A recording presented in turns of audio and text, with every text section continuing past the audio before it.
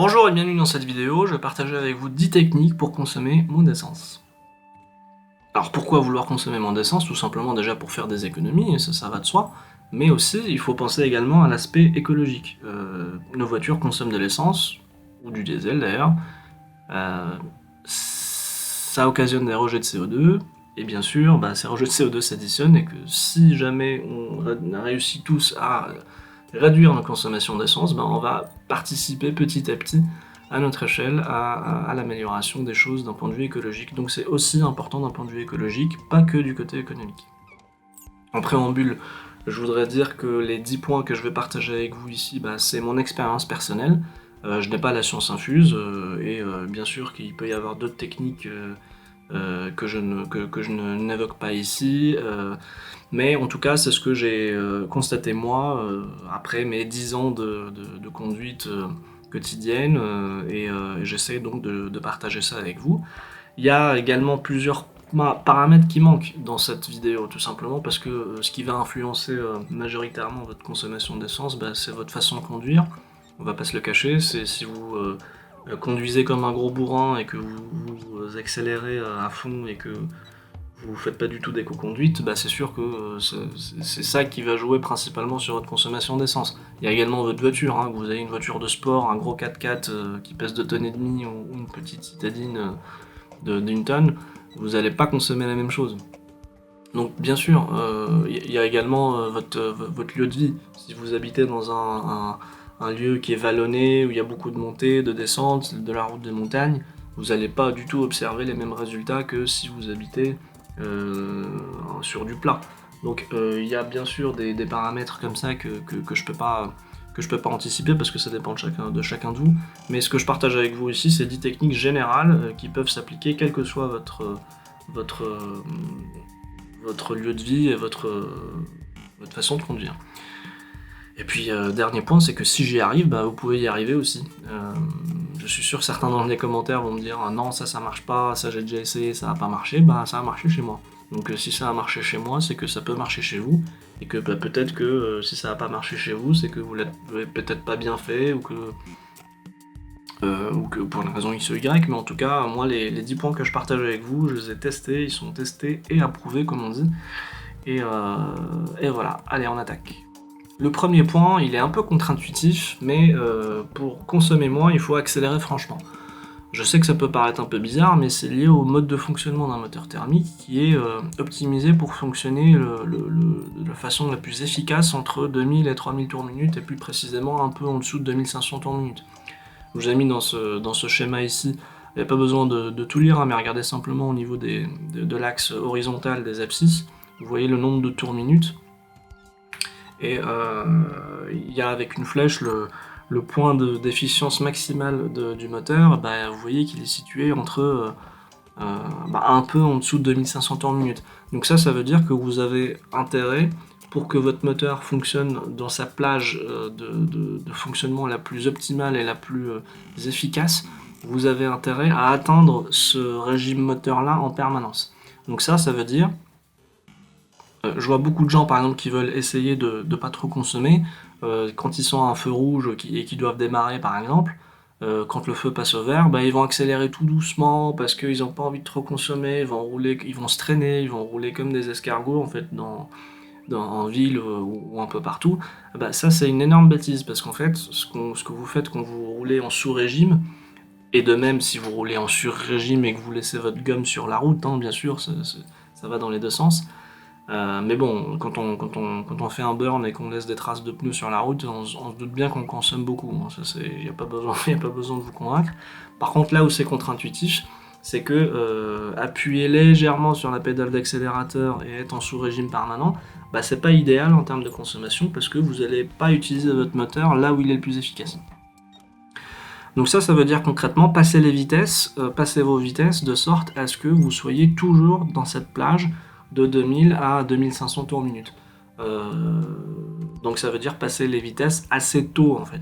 C'est ce qu'on vous a sûrement appris en éco-conduite, c'est qu'il faut passer les vitesses dès que possible. Le dès que possible en fait c'est entre 2000 et 2500 tours minute. Dès que vous allez dépasser 2500 tours minute, vous n'allez pas utiliser votre moteur dans sa plage de rendement idéale, et donc vous allez occasionner de la surconsommation. Idéalement, il faudrait que vous soyez toujours sur ce régime moteur-là. Et donc ça veut dire qu'au démarrage, en ville, il faut y arriver le plus vite possible. Et donc il faut accélérer franchement, il ne faut pas se traîner. Voilà, premier point, accélérer franchement. Deuxième point, c'est entretenir sa voiture. Il y a plusieurs points, j'en ai mis 4 ici, il y en a plus, hein, mais c'est les 4 principaux à mon sens, qui, dans le moteur de votre voiture, qui jouent un rôle direct sur votre consommation. Bien sûr, il y a l'usure, il y a le fait que votre moteur s'encrasse, etc.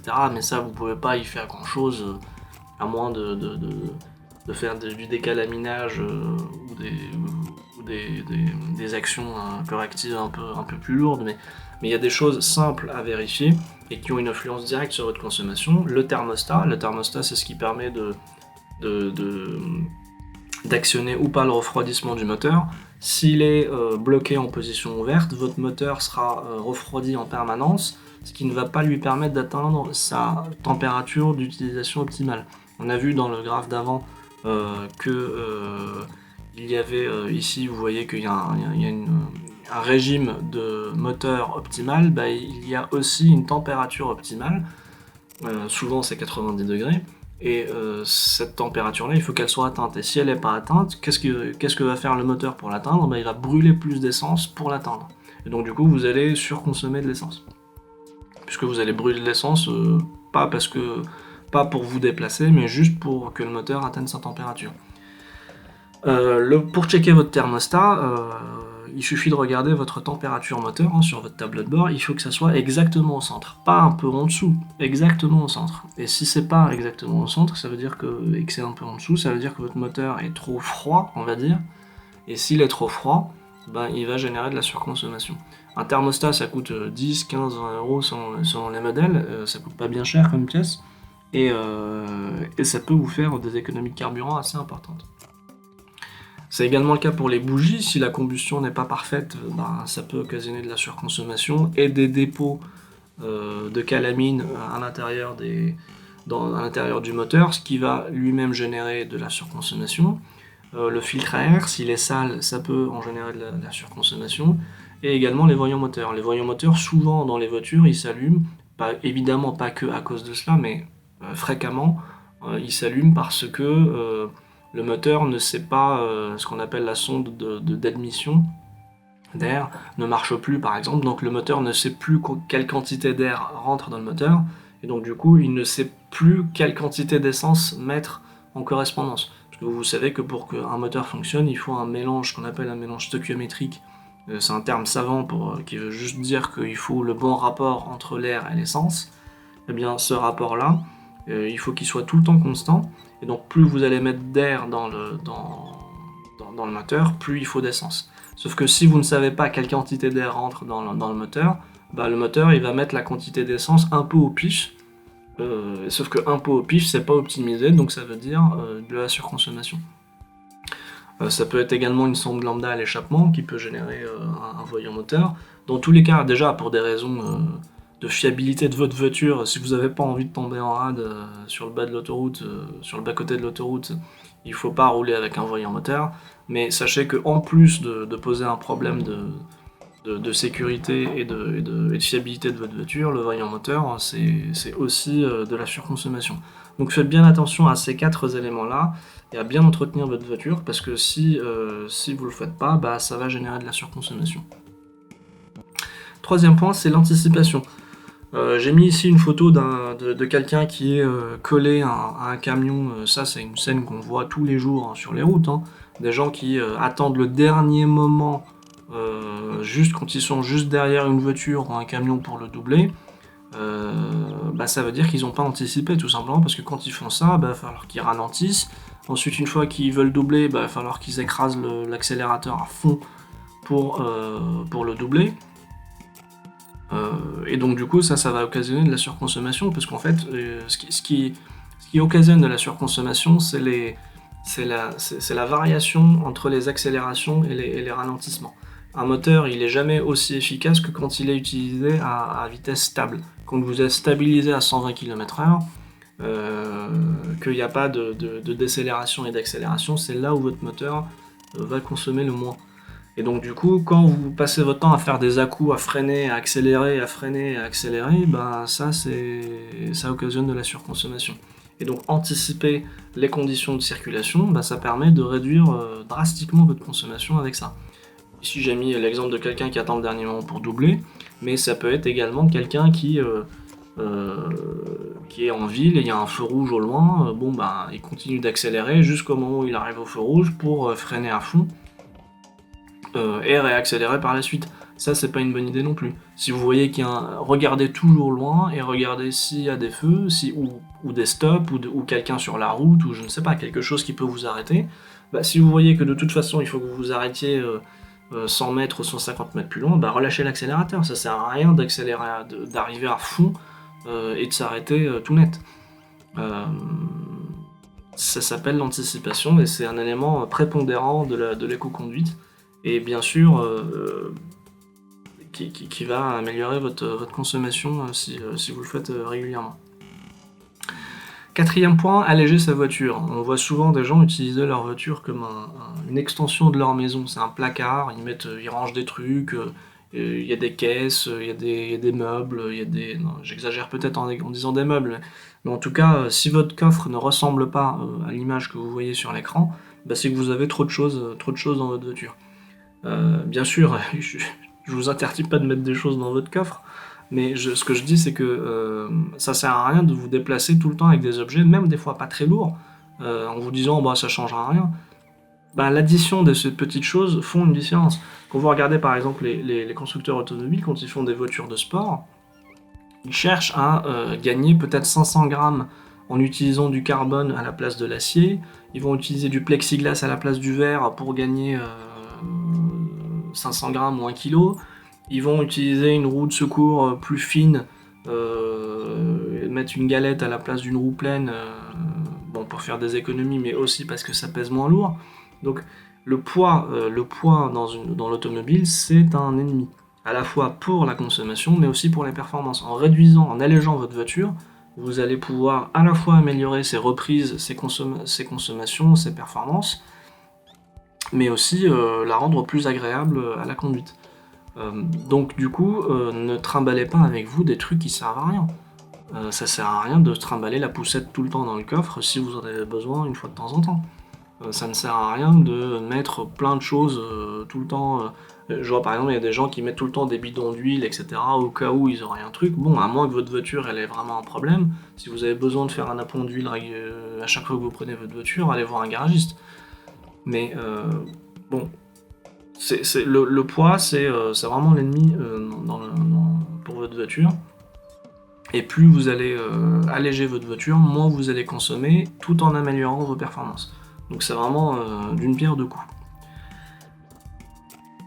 Autre point pour améliorer sa consommation, c'est de rouler un peu moins vite sur autoroute. Je vous ai mis une formule un peu compliquée à l'écran, je vous rassure, il n'y a pas besoin de la comprendre dans les détails pour consommer moins.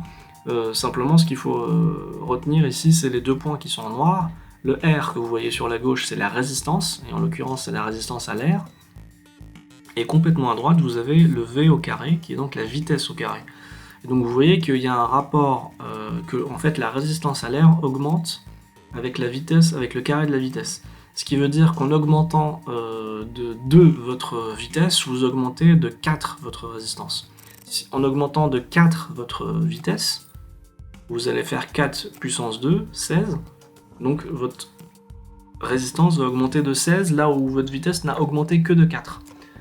Donc vous voyez bien que plus vous allez aller vite, plus votre résistance à l'air va non seulement augmenter, mais augmenter au carré de la vitesse. Et ça, c'est pas forcément très intuitif. On s'imagine que rouler à 130 km/h, oui, ça consomme un peu plus que rouler à 120 km/h. Non, c'est pas un peu plus, c'est carrément plus. Puisque en fait, ces 10 km/h là, si on applique ces 10 km/h là à la vitesse, bah, c'est 10 au carré de moins. Donc il n'y a qu'à voir les consommations des constructeurs dans leurs fiches techniques, hein. Vous avez toujours la consommation à 110 km/h et vous avez la consommation à 130 km/h. Bah, vous voyez qu'il y a quand même 1,5 litre à 2 litres à chaque fois de différence entre ces deux vitesses-là. Pourquoi ? Parce que la vitesse plus elle va augmenter et plus elle va jouer comme un frein qui va empêcher votre voiture d'avancer, et donc du coup pour la contrecarrer, votre moteur va consommer plus, va brûler plus d'essence pour y arriver. Bah, concrètement, ça veut dire quoi? Ça veut dire que rouler à... Je vous demande pas de vous traîner sur l'autoroute ou de rouler comme un escargot. Simplement, gardez à l'esprit que rouler peut-être à 120 km/h au lieu de rouler à 135, bah, vous allez peut-être arriver 5 minutes plus tard. Je n'ai pas fait les calculs exacts, mais j'ai déjà vu des études là-dessus, c'est vraiment ridicule hein, le gain de temps. C'est peut-être 5 minutes d'écart, mais vous allez consommer 15% de moins. Donc c'est un calcul qui peut être super intéressant si jamais pour vous la consommation c'est importante. Si ce qui compte pour vous c'est dans la vie c'est arriver 5 minutes avant, bon bah, allez-y. Mais gardez à l'esprit que plus vous allez augmenter votre vitesse, plus vous allez avoir des problèmes de sécurité bien sûr, parce que et puis, de toute façon vous n'allez pas rouler au-dessus de 130. Mais en tout cas, ça va avoir une influence de plus en plus forte sur votre consommation. Donc moi ce que je fais par exemple, bah, c'est que je roule à 120, 125 km/h, plutôt que de me mettre à 135 parce que je sais qu'il y a une petite marge dans le compteur et que 135 sur mon compteur ça fait 130, 130 en vrai. Et bah, cette différence là, c'est peut-être 1 ou 1,5 litre de différence au 100 km/h. Sur une année, sur 10 ans, ça fait une énorme différence. Sixième point, c'est toujours lié à la résistance à l'air, ben, enlever les barres de toit. Enlever les barres de toit tout simplement parce qu'elles créent de la résistance à l'air. Si vous en avez, bien sûr, si vous les utilisez tous les jours ou tout le temps et que c'est pénible de les enlever, c'est pas une bonne idée. Ou que vous roulez en ville, par exemple. En ville, il n'y a pas tellement de différence avec des barres de toit. Par contre, si vous prenez les grands axes tous les jours, pendant longtemps, et que vous avez vos barres de toit sur le toit et que vous les utilisez qu'une fois dans l'année, ben enlevez-les. Parce que ça va créer de la résistance à l'air, et cette résistance à l'air-là, elle va vous faire consommer plus, inutilement. Elle va aussi générer des bruits aérodynamiques, vu que l'air, en passant entre les barres, bah, ça va faire du bruit, des bruits d'air, et tout ça pour rien. Donc enlever vos barres de toit, c'est un élément qui peut jouer de façon importante sur votre consommation sur autoroute. Septième point, c'est de surgonfler légèrement ses pneus. Attention à ne pas mal interpréter ce que je dis. Je ne vous demande pas de vous retrouver dans la troisième image sur la droite, là il y a marqué surgonflage. C'est pas du tout ça que je dis. Ça, il faut l'éviter. Ce qu'il faut être, c'est sur l'image de gauche, gonflage correct. Mais pourquoi je dis qu'il faut légèrement surgonfler ses pneus? C'est en fait principalement pour éviter le sous-gonflage, parce que le pire pour un pneu c'est d'être sous-gonflé. Un léger surgonflage, ça ne va rien changer en termes de sécurité, ni de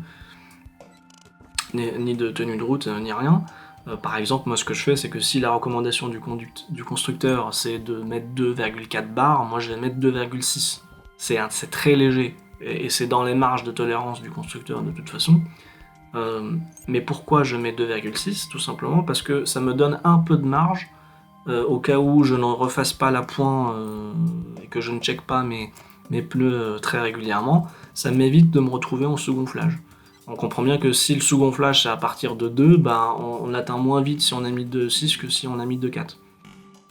Et ça c'est parce que dans la vraie vie, bien sûr, idéalement, il faudrait checker les pneus de sa voiture, la pression des pneus de sa voiture, pardon, à chaque fois qu'on prend sa voiture. Mais dans la vraie vie, personne ne fait ça.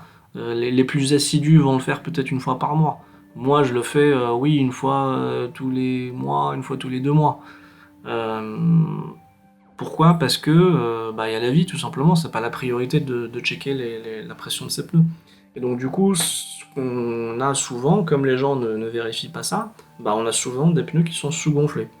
Et un pneu sous-gonflé, non seulement ça va générer une usure anormale des pneus, vos pneus vont pas s'user de la bonne façon, ce qui va poser des problèmes de sécurité, mais aussi ça va poser des problèmes de sécurité parce que le contact au sol n'est pas bon, donc du coup votre tenue de route va être moins bonne, et puis surtout ça va consommer aussi beaucoup plus d'énergie pour les faire avancer, et donc du coup occasionner une surconsommation d'essence ou de diesel. Donc ce qu'il faut, c'est à tout prix éviter le sous-gonflage, et pour un moyen qui vous aide à l'éviter, c'est de très légèrement surgonfler vos pneus, Et idéalement, il faudrait les checker rapidement. Alors, moi, ce que je fais, c'est que j'utilise un petit compresseur dans la voiture. Alors, c'est un tout petit objet, hein, c'est pas les gros compresseurs avec une qui ressemble à un extincteur, là. C'est vraiment un tout petit machin qui tient dans la boîte à gants facilement et qui se branche sur la prise allume-cigare. Je vais vous mettre un lien dans la description si vous voulez regarder ce que c'est et si vous voulez l'acheter. Je vous conseille vraiment de l'acheter parce que c'est très pratique. Moi j'ai ça dans la voiture et à chaque fois que j'ai un peu le temps, ça prend moins de 5 minutes. Je le branche sur la prise allume-cigare. Ça me permet de vérifier chez moi tranquillement la pression de mes pneus et de faire l'appoint s'il y a besoin. Ça m'évite de devoir aller à la station-service, de payer un truc en plus parce que à chaque fois évidemment c'est payant. Des fois c'est pas tellement le prix que ça coûte qui pose problème, mais juste des fois on n'a pas de la monnaie, il faut 1 euro, il faut une pièce d'un euro ou 2 euros je crois. Des fois on l'a pas, des fois on n'a pas envie de s'arrêter, des fois on est un peu pressé, alors que un jour plus tard on aurait parfaitement le temps de le faire. Donc c'est toujours super pratique d'avoir sur soi ce genre de petit compresseur. Et surtout, c'est en termes de sécurité, ça vous permet aussi de faire plus souvent l'appoint et donc du coup de ne pas avoir de problème de sous-gonflage. Sans compter que ça peut vous sauver la vie si jamais vous vous retrouvez, vous avez un pneu crevé et que ça peut vous permettre de le regonfler le temps d'arriver chez vous ou chez un réparateur. Donc voilà, légèrement surgonfler ses pneus, ça peut être une bonne idée, très légèrement, encore une fois. Je ne vous demande pas de faire exploser vos pneus sous la pression, mais très très légèrement au-dessus. 8e point, c'est limiter l'utilisation d'accessoires. Les accessoires dans une voiture, c'est tout ce qui n'est pas lié au fonctionnement interne du moteur. Ça peut être un compresseur de climatisation, ça peut être un alternateur, ça peut être tout ce qui est électrique en fait, hein, les phares, les prises 12 volts qui est à l'intérieur de votre voiture, la radio, tout ça. Évidemment, dès que vous allumez quelque chose dans votre voiture, l'énergie elle n'est pas gratuite, elle vient de quelque part, et ce quelque part là, c'est le moteur qui travaille pour faire tourner soit le compresseur de climatisation, soit l'alternateur pour délivrer de l'électricité. Et donc plus vous allez consommer d'électricité, ou plus vous allez consommer de climatisation, et plus votre moteur devra fournir d'efforts pour le faire et donc brûler de l'essence. Tout le monde sait qu'en mettant la climatisation, on augmente sa consommation d'essence. Donc bien sûr, il faut essayer de la réduire au maximum. Sur autoroute par exemple, c'est une très bonne idée de mettre la clim et pas d'ouvrir ses fenêtres, parce que ouvrir ses fenêtres ça a tellement d'impact d'un point de vue aérodynamique qu'il faut absolument l'éviter. Évidemment, en ville à 20-30 km/h, c'est pas du tout la même histoire. Il vaut mieux ouvrir sa fenêtre. De même que des fois on voit dans les voitures des chargeurs pour les smartphones, les tablettes, les consoles de jeux, les ordinateurs, les machins. Tout ça, ça pompe de l'énergie. Donc si c'est pas strictement indispensable, les laissez pas. De même que tout ce qui est accessoires, les lumières, si c'est pas indispensable, éteignez-les. Voilà, tout ce qui va consommer de l'énergie. Mais ne vous dites pas c'est de l'électricité, c'est pas de l'essence.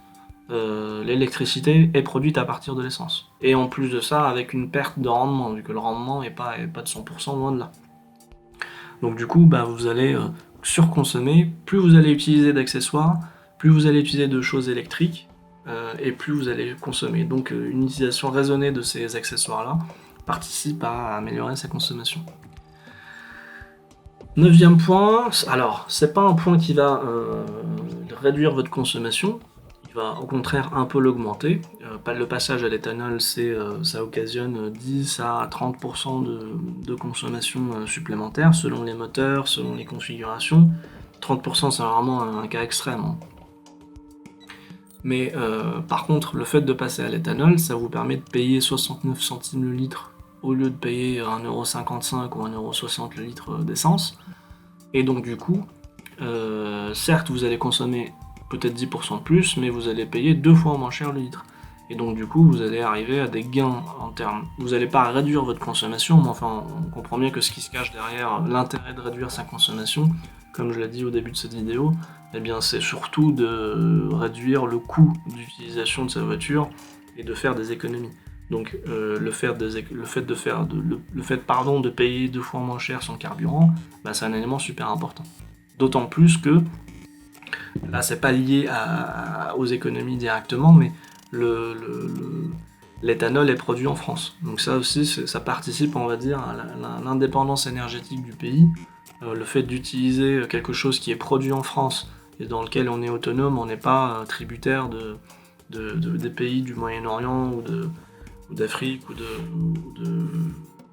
d'Europe de l'Est, bah c'est quelque chose de positif aussi pour l'indépendance énergétique et la balance commerciale du pays. Donc promouvoir l'éthanol, c'est quelque chose qui va dans le bon sens, sachant qu'en plus de ça, je crois que les rejets de CO2 sont... Alors il y a du rejet de CO2 avec l'éthanol, mais il y en a moins, je crois, que dans l'essence. À vérifier, hein, mais je crois que c'est le cas. Donc en fait, ça n'a que des éléments positifs, à condition bien sûr que votre voiture soit compatible. C'est pas toujours le cas. Déjà, il faut que ce soit une voiture essence. Le diesel n'est pas compatible, donc si vous avez une voiture diesel, bah, tant pis pour vous. Mais si vous avez une voiture essence, c'est possible soit directement en mettant une partie d'éthanol dans votre essence, parce que l'autre avantage de l'éthanol, c'est qu'il est complètement mélangeable, miscible à l'essence. Donc vous pouvez très bien dans le même réservoir mettre de l'essence et de l'éthanol. D'ailleurs, quand vous faites le plein d'essence, ce qu'on appelle le SP95 E10, bah, le E10 de SP95 E10, c'est de l'éthanol. Donc il y a déjà de l'éthanol dedans. Les deux se mélangent très bien et fonctionnent très bien ensemble. Donc c'est un énorme avantage. Et ça vous permet de réduire du coup drastiquement votre coût d'utilisation. Donc l'éthanol, très bon point. Bien sûr, il y a le coût d'installation d'un boîtier ou d'une reprogrammation, mais si vous roulez beaucoup, si vous roulez plus de... Ce que je dis beaucoup, c'est à mon échelle à moi, hein. Moi je ne roule pas énormément, mais si vous roulez plus de 10 000 km par an par exemple, je crois que la moyenne française est à 11 000 km par an, si vous roulez plus de 10 000 km par an, c'est quelque chose de très rentable. Il faut pas hésiter à le faire. Beaucoup plus rentable que le diesel, en fait. Dernier point, bah, c'est tout simplement de ne pas prendre sa voiture. Bah oui, quand on ne prend pas sa voiture, bah, on ne consomme pas. C'est simple. Bien sûr, si on prend sa voiture, c'est qu'on n'a pas le choix et que... et je sais bien, hein, je vous dis pas de vous passer de votre voiture tout le temps. Mais sincèrement, si vous regardez 100% de vos déplacements dans une année, à chaque fois que vous avez pris la voiture, est-ce qu'il n'y a pas peut-être 5 à 10% de ces déplacements-là que vous auriez pu faire, soit à pied, soit à vélo, soit avec des transports en commun? C'est possible. On voit beaucoup de gens prendre leur voiture pour des trajets très courts de 1-2 km. Ces 1-2 km, franchement, vous pouvez les faire à pied. Ça vous évite un abonnement à la salle de gym. Ça vous fait faire un peu d'exercice, et puis c'est sympa de faire du vélo. Et puis à cause de ça, grâce à ça, pardon, pas à cause de ça, mais grâce à ça, vous allez pouvoir faire, bah, si vous économisez 5% de vos trajets, bah, vous allez économiser peut-être 5% de votre consommation. Surtout si c'est en ville, parce que c'est en ville que une voiture va consommer le plus. Donc, et c'est là où la voiture va s'user le plus, c'est là où elle va s'encrasser le plus. Donc c'est vraiment tous les petits trajets. Vous avez vraiment tout intérêt, à la fois en coût d'entretien, d'un point de vue écologique, d'un point de vue de votre santé, et d'un point de vue du bruit que ça génère dans nos villes et du confort de vie de tout le monde, d'éviter de prendre votre voiture pour de tout petits trajets. C'est quelque chose qui est par exemple très développé dans les pays du Nord, en Scandinavie, même aux Pays-Bas. Le vélo est très très développé et on voit rarement des gens prendre leur voiture pour de tout petits trajets. C'est un super réflexe, à la fois écolo, mais pas que écolo, c'est aussi pour vous, pour votre santé. On a tous un problème d'exercice physique, on fait tous pas assez d'exercice physique, je pense. Et donc du coup, le fait d'en faire un petit peu, bah, ça aide. Ça aide sur le plan de la santé, et ça aide sur le plan du porte-monnaie, ça aide sur le plan de l'écologie. Bref, c'est que du bénéf. Donc je sais bien qu'on peut pas se passer de sa voiture pour 90% de ses trajets, mais je suis sûr qu'en regardant dans le détail, et vraiment en essayant de changer vos pratiques et d'optimiser au maximum, je suis sûr qu'il y a peut-être 5 à 10% de vos trajets que vous pourriez faire soit à vélo, soit en transport en commun, soit à pied. Et si vous pouvez le faire, faites-le parce que il n'y a que des avantages à le faire. Voilà. C'était le 10e point. Il y a un point bonus et un chiffrage de ces gains. J'ai pas voulu le faire ici dans cette vidéo parce que je voulais que cette vidéo reste assez courte. Déjà qu'elle n'est pas super courte non plus, mais je voulais pas rentrer dans ce détail-là parce que ça prend du temps. Regardez, il suffit d'aller sur le blog combattrelacrise.fr et de regarder dans la page, il y a un article qui est dédié au sujet. Et en fait, je vous donne à chaque fois, pour chacun des points que j'ai développés dans cette vidéo, combien vous pouvez espérer de gains en pourcentage d'économie d'essence. Par exemple, ça fait économiser 5% d'essence et en litres.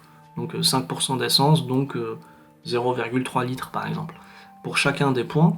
Et bien sûr, l'avantage, c'est que si vous additionnez toutes ces techniques-là, puisque vous pouvez les additionner, c'est ça qui est magique, c'est que chaque point tout seul ne fait pas une énorme différence, c'est pas ça qui va vous changer la vie. Par contre, en additionnant les 10 points, vous allez faire d'énormes économies. Et dans l'article du blog, je vous explique combien exactement en litres d'essence vous pouvez économiser, et je développe aussi un point bonus qui n'a pas été dit dans cette vidéo, parce qu'encore une fois, je voulais qu'elle soit assez courte. Voilà, merci beaucoup d'avoir regardé cette vidéo, n'hésitez pas à la liker, à partager et commenter en dessous de cette vidéo si elle vous a plu. N'hésitez pas à me dire s'il y a des techniques que vous connaissez et que j'aurais pas évoquées dans cette vidéo. N'hésitez pas à les partager avec tout le monde, ce serait super. Si vous avez utilisé l'une de ces techniques et que vous aussi vous avez observé un gros gain en termes de consommation de carburant, n'hésitez pas à le dire également dans les commentaires. Et sinon, vous pouvez nous suivre à la fois sur les réseaux sociaux, donc Facebook et Twitter, mais également sur le blog combattrelacrise.fr. Voilà, merci beaucoup et puis à très vite.